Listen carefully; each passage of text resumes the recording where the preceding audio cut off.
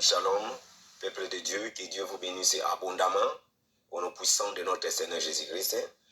Zalinga Oto Bengi Ndeko na bino simple message de Dieu le frère Jean. Naza ko remercier na bino bandeko ensemble où tous allez koka message pe tous allez ko partager yango. Ils allez toujours ça la évangélisation et toujours ça la œuvre dans la maison de Dieu. Ok Bible lobi mon toujours ça la œuvre na kati ya ndako ya Nzambe et aza ko kotsa Nzambe nyongo. Et soki Nzamba za na nyongo no akufuta yo nini. Alors lelo ete toye na message moko o ezali révélation oyo Nzambe azali kolakisa biso eloko nini monde à ténèbres bazali ko préparer otomingi le monde à ténèbres ni bazali ko préparer eloko nini pe ye soki monde à ténèbres et préparer ye pe nini o akosala. Alors ezali o tobengi ke balobi peuple oyo azali sans révélation, ezali peuple moko azali sans fin. Yango ete ezali message moko ya avertissement, ezali message encouragement, ezali message aussi ya espoir. Yango pona ngo ete to avant to kota na message na biso to kolinga ete to tonda Nzambe pe to kote na message na biso. Éternel des armées, Dieu d'amour, Dieu de miséricorde, papa to tondi pe to commission biso na temps aussi ko pesa biso occasion oyo tika ozana biso bandeli kino suka to bebise nyonso ezali ya volonté na yote. Tosengi na kombo se moko tika mlemo mosantu esunga biso pona comprendre langage na o to koloba tika yo utiliser monoko na biso nyonso tosengi na kombo na Yesu Christ pe to sikoloba amen.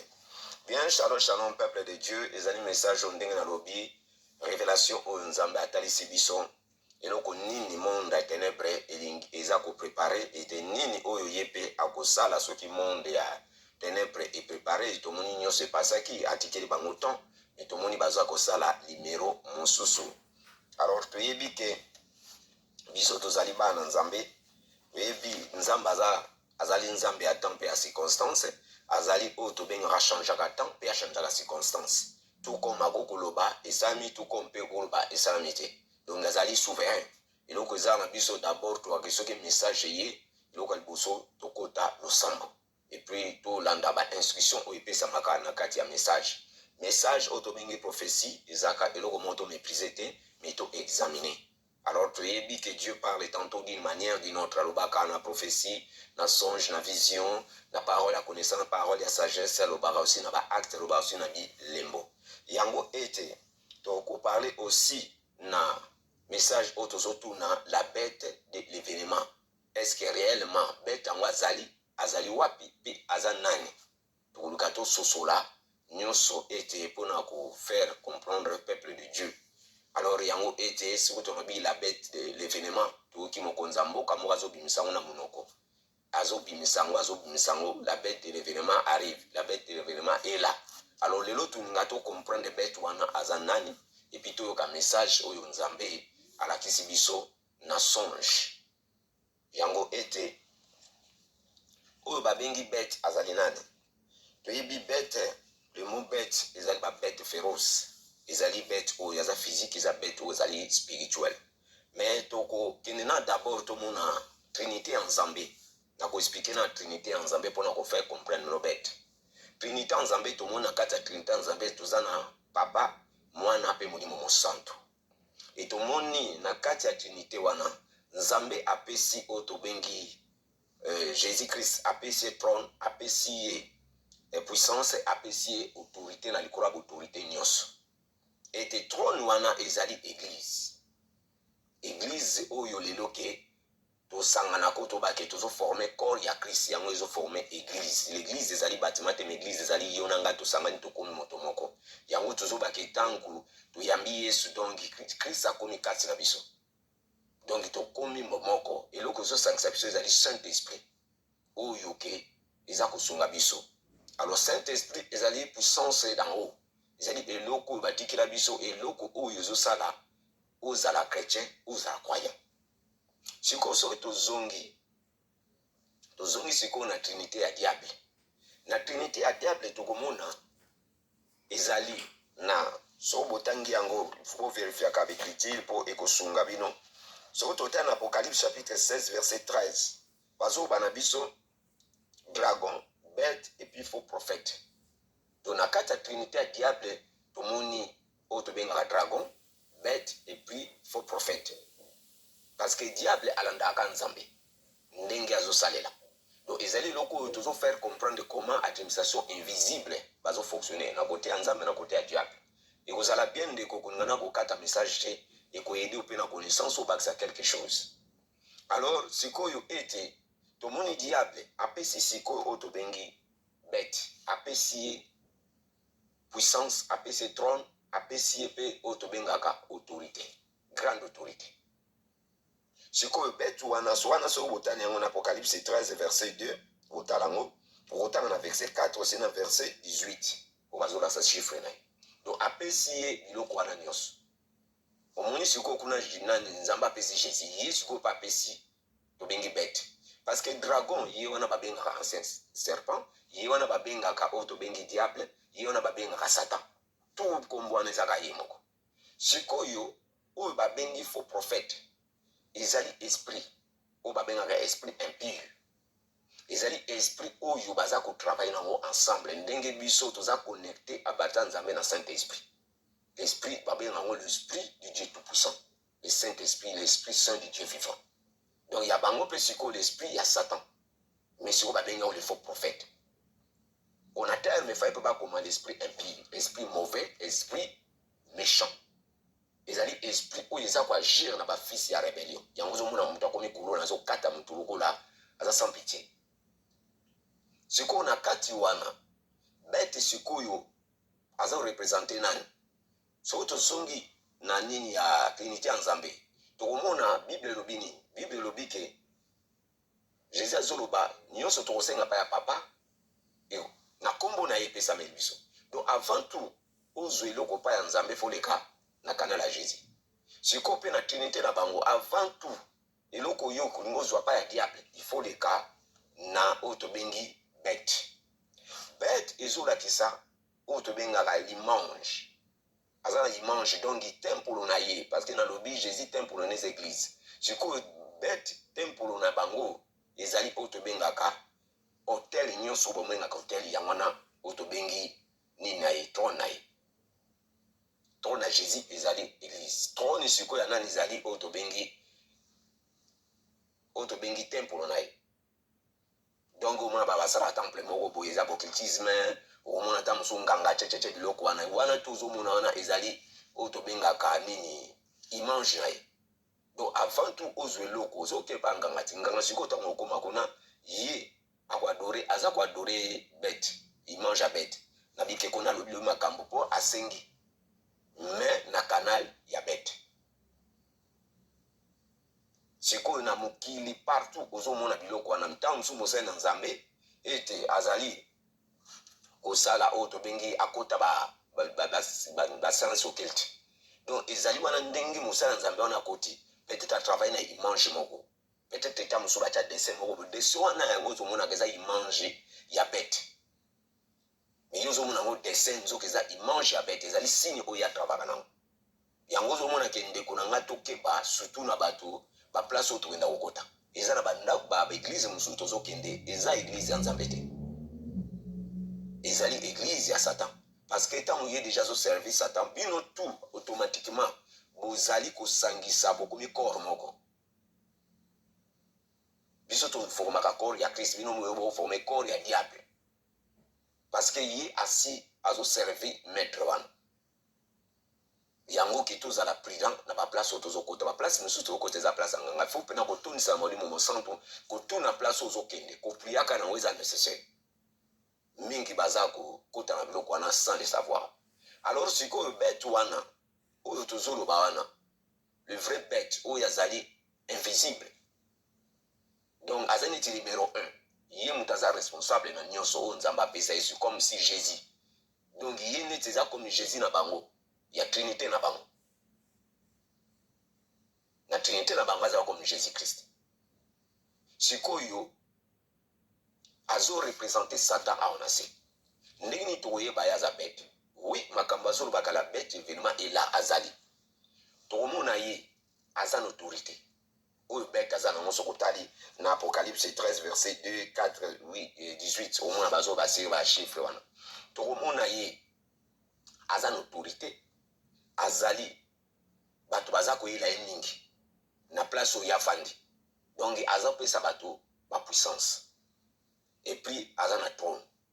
Trône sikoyo tango zolobake Bible zolobake diable akokenda kofanda même na trône ya Nzambe alobake ya Nzambe. Trône ya Nzambe omuni neti toloba mosena Nzambe akoti ba domaine mabe. Donc azui diable atie siko na kati église. Et sikoyo oyo tozoloba wana bête wana yesu ko aza na autorité ya makasi na monde. Bokomona bakonzi bayaka kuna ebele. Ebele pena bayaka kuna. Bakenda kosala nini? Même na banganga bakenda ape kuna. Même na ba musulman ba indo bakenda kuna. Donc ezola kisake azali mokonzi, aza comme net Jésus. Na kati ya trinité na bango. Donc boyebi déjà muto naza koloba. Donc aza ko représenter Satan na ad na mabele. Donc azo représenter physique. Mais ou tulobake bête aza na kati na ye. Bête wana kokozala na ba for ayaka na forme ya nyama. Mais akozala na forme ya nyama nyonso oyo ye ayeli. Ikozala lion, ikozala mpakasa, ikozala nzoko, ikozala n'importe oyo ye akoyela. Mais aoza na kati na ye. Siko tozo monde tozo yeba ya parti ya babilembo, ba signe, ba action nde tozo comprendre. Na kanisi so on a faire comprendre no bien. Tomo lokola neti mtu moko akota bakisi, azalaka air moko akomi lukaro. A changer pena komi lukaro bu abini. Abini ka adame dame batu donc ali pour azongi. Tomoni na histoire mo bachaki na YouTube wa ndeko moko na mboka. Ya ko makaliwa ke ngolia bataba batu. Tiba bomaki. Donc ezabilo mo phénomène eza normal. Ndenge na kopesa un exemple ya papa marchand. Boyebi bien que azaki muto azo pesa biso meeting to ke na basele wana. Or muto azo pesa biso meeting wana ezaki yete. Mais to moni pena yi alati pazo loba ye. Mais bato baza na misu ya mibale bazo mona ke ezali yopa. Lolenge o nazolo. Donc bête wana azali. Bokomona première moto yo oyo moto yo azalaki na kati église wana ya liboso akufa. Bokomona ye na série ya oto bengi azaï na époque ya maréchal ayaka kuna alataka chapeau oyo bakoma 666. Et puis boto na question pourquoi alata onka na pays ya nani na RDC. Ba pays nyonso akenda alata mote. Nde place pe église ekitaka. Donc il nous la kisake azo travailler na nombre ya 666 ya bête.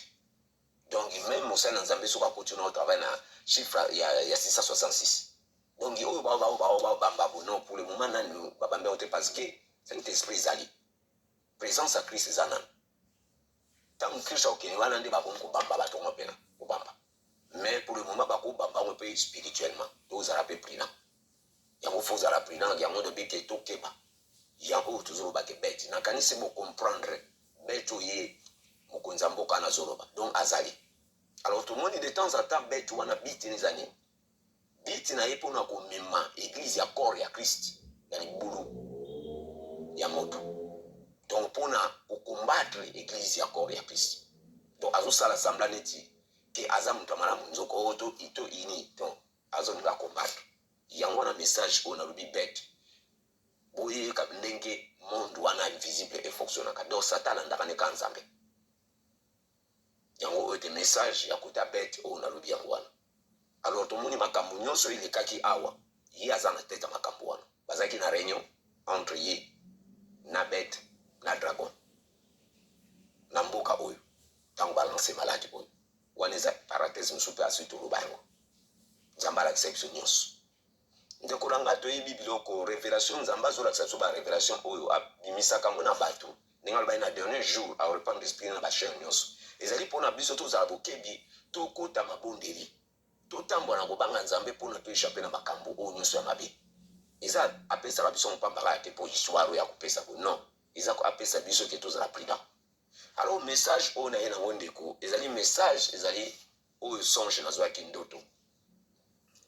Ndoto wana naza kolota ya ki semaine passée. Naza kolota nafandaki na ndako ina bimana ndo saba course. L'état na fongol porte na bima boye. Mon frère, ma soeur, dongi mokili mobimba éploché na milinga. Milinga ya pembe dongi bandako avoisé zo mona na te. Mais ndako na biso pende sali do tout côté na biso nyonso ndako na biso milinga ezate. Mais tozo mona so ba voisin te mais tozo mona ba bazo crier. Nazo ba na mama. Ikamni ni salami monsieur koyo tokoki nosomba bilo ndeni parce que befiniment bando koluba na prophétie yango te kishiko tokobima ndeni po kotambola ndeni bo mokili penda donc ozomona ndako te même dessin bo moni mili ngamso ezaka penda ke ozomona ta komona te ndoto wana ekatani ndoto wana ekatani elandi le lendemain naza kolota ndoto mosusu ndoto wana naza kolota na bimina konosala bacourse nakomi na magasin biloko penda na magasin empty donc biloko eza pena te bato bazokrie bamama mosusu tosomba biloko te tokosala ndenge nini me sikoyo biloko pene eza te bato bakomokoluka kosomba na babiloko mosusu kuta ezanga na tino oyo babiskuit oyo banini donc biloko pene manke ya kosakana te na prie na bino oyo eza message ne ekomi chiffre b c'est que eloko moko eza établi ti ndeko moko ya mwasi ayebisanga papa Jean tala naza komona vision moko ndoto bazolakisanga me na moi nalalaki bazolakisanga nake nazoutilize toilette publique mo bato ya toilette publique oyo bato bakenda kosomba ya balabala oyo ezaka na bakati ya bagaleri ntango sikoyo nazoutilize yango nasilisi ndenge nazwa papier sikoyo eza te gabi me ndenge nakosala papier eza te sikoyo nakosala ndeni banini tusa bongo batie na papier awa te seigneur sunga ngai penake na mpona kobima bo nasali te nasali toilette nabima nasali te bo ayoki voi mpena eyebisi elobi na ye ke boprépare komanke biloko nyonso boprépare komanke biloko nyonso ekomi chiffre 3 eloko moko ezali oyo complètement complet ezali établissement donc chiffre 3 yango wana donc ntango alobi yango mbala moko na te na bino makambo ekomi série alors na deux messages wana toza na message oyo tomoni ya message ya nini ya milinga na message oyo ya biloko akomaki na oyo mama na biso oyo apesaki nga message wana ndenge bazolobale na voix ndeko na ngai omoni na vie tokeba parce que soki totali message oyo nzambe azoloba nalobaki bien nzambe azolakisa soki bango bakoagir ye bakoagir parce que atikeli bango de ata tomoni sikoyo na kati ya message wana milingi eza nini parce que message nyonso ya nzambe il faut eza na explication il faut comprendre vraiment biloko eza na kati bilema milinga elati eloko moko d'abord ke 1 soki ndako eziki na kati milingi wana eza makasi ekokotufa eboni tomoni bamilingi oyo ezobima bapollution oyo na baiside lelo ezomata fo badimina yango parce que ezosala catastrophe klima ezochange milinga tomoni na kati ya ndako soki milingi etondi alarme elelaka donc danger donc milinga eza eloko moko d'abord ya malamu te alors na milinga oyo bazoloba awa ezali milinga ya nini ezali milinga oyo tobengi eza calamité milinga wana eza calamité mpo ndako na biso yake intact donc biso donc ndako ya normal nde ezalaka mais ya bavoisin nyonso ya mindele ezipami mpe bato bazomona te bato mpe bazobima te tozomona mpe motu te mais bazokrie ezali calamité ezali justice ya nzambe tozonga na kati ya parole so toke na kati ya bible ndenge bazoparle na biso na temps oyo tobengi na Egypte ntango Moïse akomande bana Israel batia bamakila na leto na bango ene ntango ange mort akoleka akofrape bato nyonso oyo batosi nzambe te sikoyo bato batiaki bamilinga no ebandaki koya milinga wana c'est la calamité ntango eza koya ezokota na bandako ya baegyptien me bandako nyonso ya pepe Israel ezokota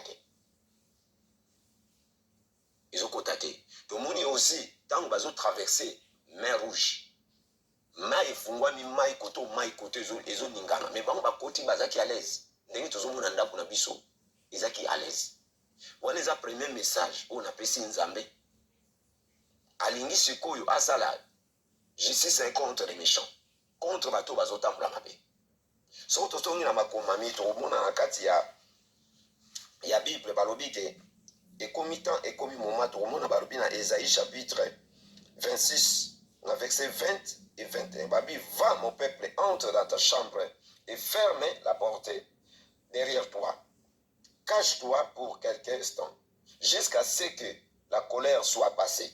Dans le verset 21. Bon, puis voici l'Éternel sort de sa demeure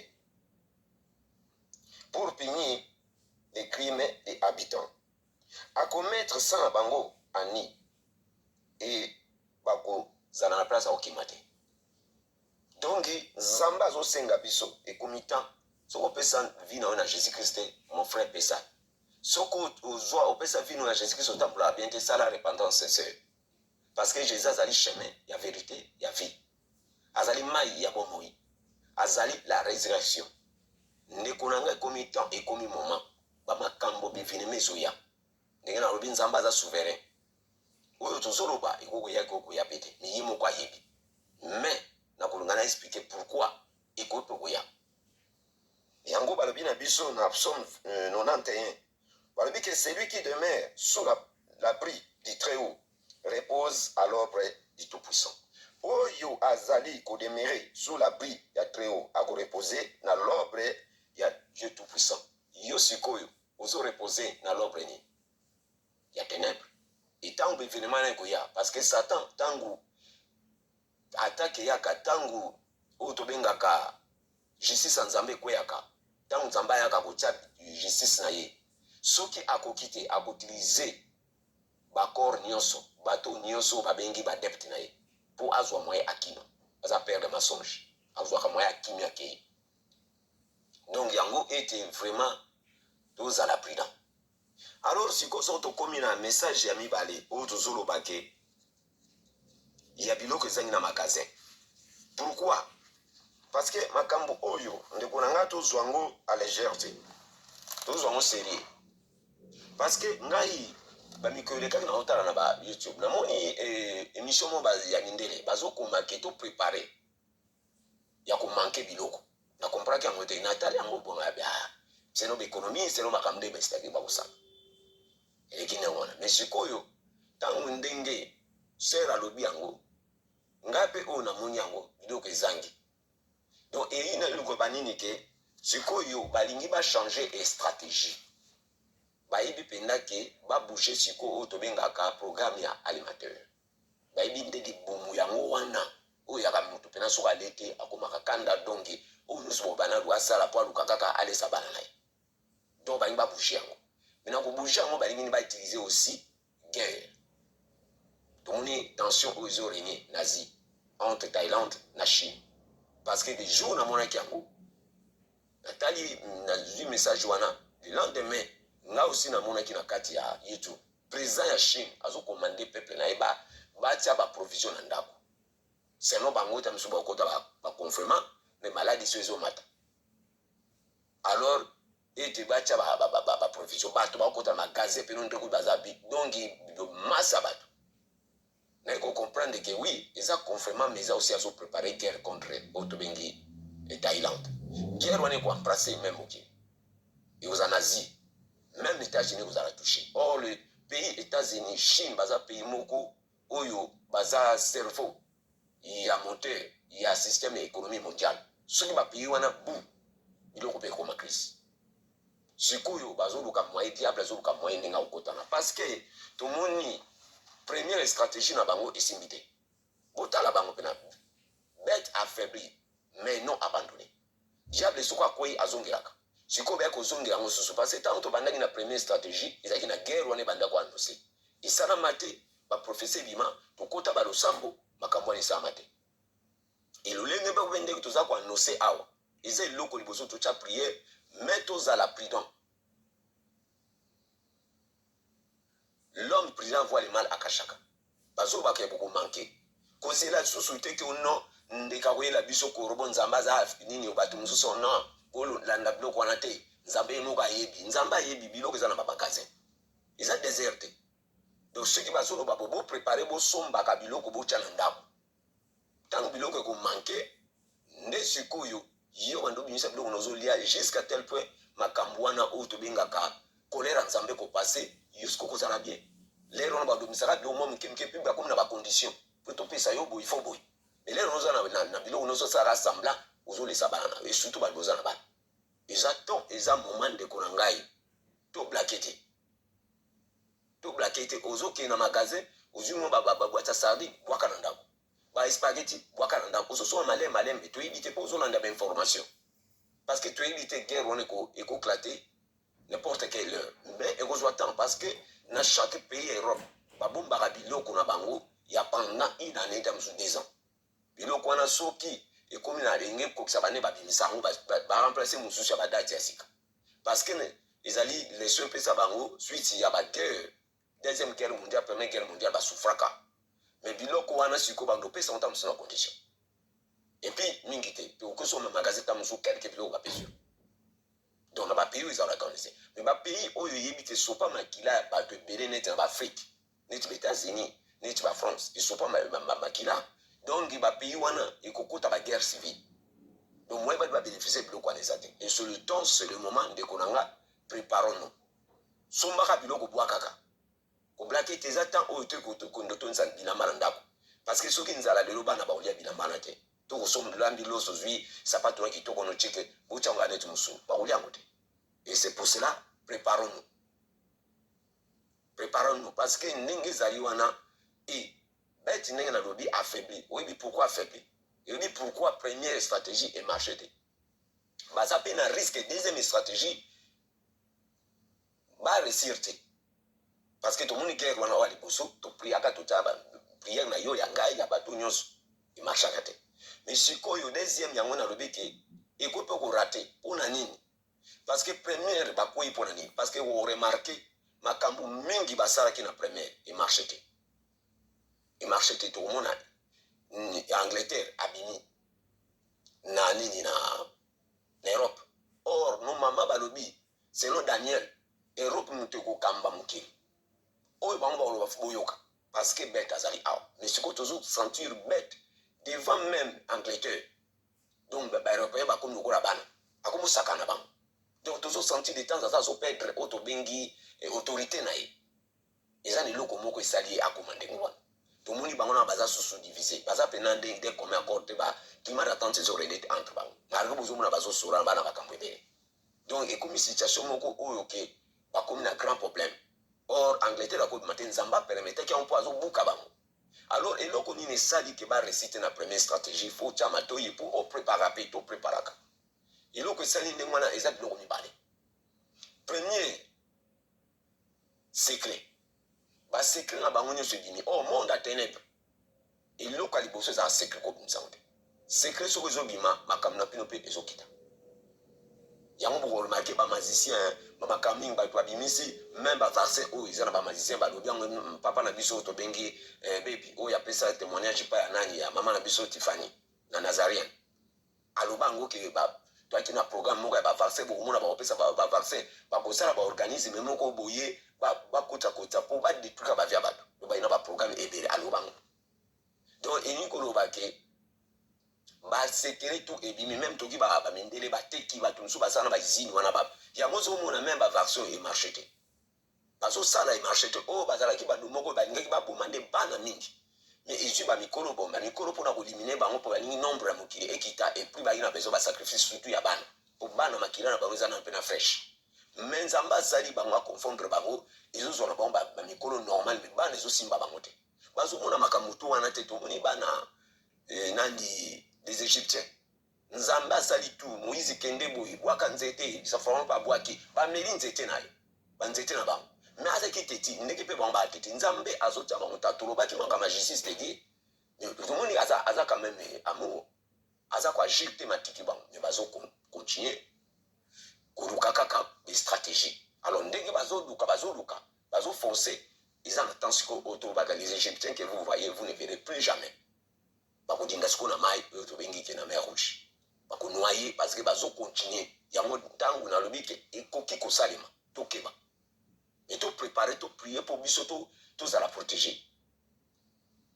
yango ete ndenge to lobi première chose des ali ba secret no se bini yango mon makasi na bango ici yango manka mingi pe e baby pas vraiment on dit les amis te bani ba gender na bango za mupu et deuxième chose ezali ke ezaki na prince moko ya ténèbres fallait abotama Prince wana fara botama avant même des dragons oya me betwan mais Prince wana botamite Prince wana fara botama na RDC peuple africain tout prier pour la RDC ma casse RDC en danger Prince Ténèbres on a yé aza puissant alinga ki ko okanga mokili mobimba mais siège là na fleuve Congo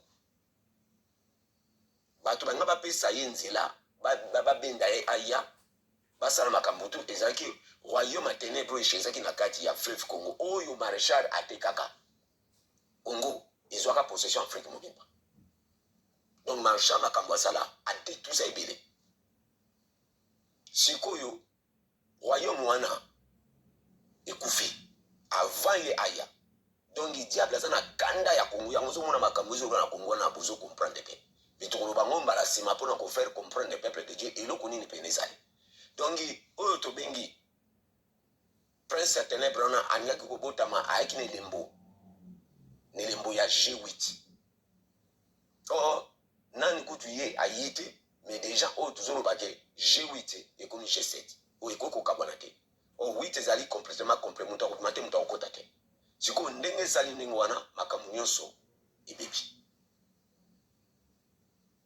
donc yango ete ndeko na nga message oyo na ye nango ndeko to préparer toza bato toyebi nzambe aza nzambe ya temps mpe ya circonstance ye akoko changer temps mpe akochanger circonstance naye kopesa bino message oyo totelema na mabondeli naye kopesa message oyo te ya kobangisa mais ya encouragement ya avertissement et puis espoir parce que bomoni na kati ya ndoto bazolakisa ndako na biso eza intact et être touché te alors ndenge oza kobima bwakaka biloko sombaka to préparer tomoni na kati ya Egypte ntango pharaon azwaki ndoto 7 ans ya abondance 7 ans ya famine et soki babomba biloko te de catastrophe kozela te ko no ngai na mwana ndambe eloko moko esala te ndekaka okitio biloko ndeko na nga lere wana nayebi te parce que ndenge balakisaki yango c'est comme si mutu aza na ndako na ye donc bacommunication ekokatana oyebi ke Russie aza na baarme moko oyo ke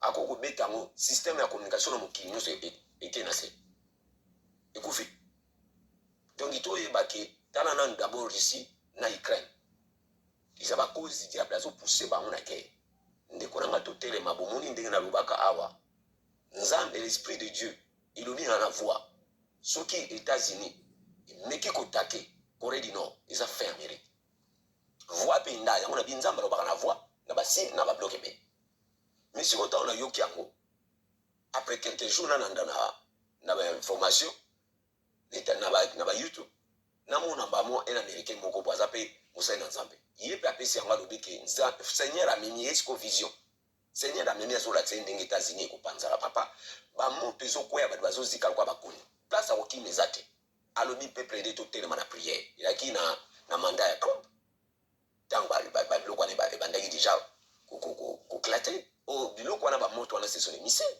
guerre wana nge ezala Corée du Nord tenge ezala États-Unis Russie alingaka kotela Corée du Nord et puis Chine et puis Iran botala na Iran badesina biloko moko boye bamisile ezokwea na drapeau ya États-Unis na mboka États-Unis eza babilembo elakisaka ozomona me bazali makasi bakoresi alors tozomona nzambe azali bango na confusion parce que États-Unis akomomona ke soki Europe ekomi makasi ekomi kodirige na monde bango bakomozona mosuni oyo eza biloko spirituel parce que bête tomoni de temps à temps affaibli mais non abandonné yango nayebisa ngo ndeko toprier tokota mabondeli vraiment en tout cas message on a yango tika nzambe abénir bino na kombo na Yesu batan oyo tozali eza batan moko vraiment difficile toyebi le diable comment azo manifester alors azoluka eloko nini azoluka eloko tolobi ke akotisa biso ba déception ba désolation oyo eza ba extrême douleur ba détresse